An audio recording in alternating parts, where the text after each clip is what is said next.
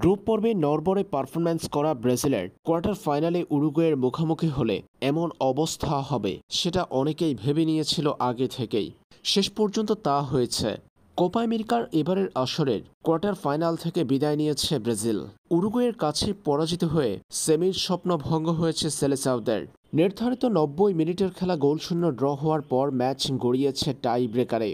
আর সেই টাই ব্রেকারে উরুগুয়ের কাছে ৪-২ ব্যবধানে পরাজিত হয়েছে ব্রাজিল। ম্যাচের প্রথমার্ধে বল দখলে দুই দল ছিল সমানে সমান। পুরো ম্যাচ জুড়ে শেষ পর্যন্ত আক্রমণের ধার বাড়িয়ে বল দখলে এগিয়ে গেলেও গোল পাওয়া হয়নি ব্রাজিলের। আক্রমণে এগিয়ে ছিল উরুগুয়ে। ম্যাচের নির্ধারিত ৯০ মিনিটের খেলা গোলশূন্য ড্র হওয়ার পর ম্যাচ গড়িয়েছে টাই ব্রেকারে। আর টাই ব্রেকারে একটা শট ঠেকালেও অ্যালিসন বেকারের কাছ থেকে সেরা পারফরম্যান্স পায়নি ব্রাজিল।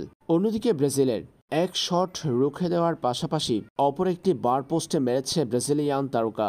পেনাল্টি শুটআউটে সম্প্রতি সময়ে বেশ দুর্বলতা দেখা যায় ব্রাজিলের, যেমনটা ২০২২ কাতার বিশ্বকাপেও দেখা গিয়েছিল। এবার উরুগুয়ের বিপক্ষে কোয়ার্টার ফাইনালে আরও একবার পেনাল্টিতে ডুবল ব্রাজিল।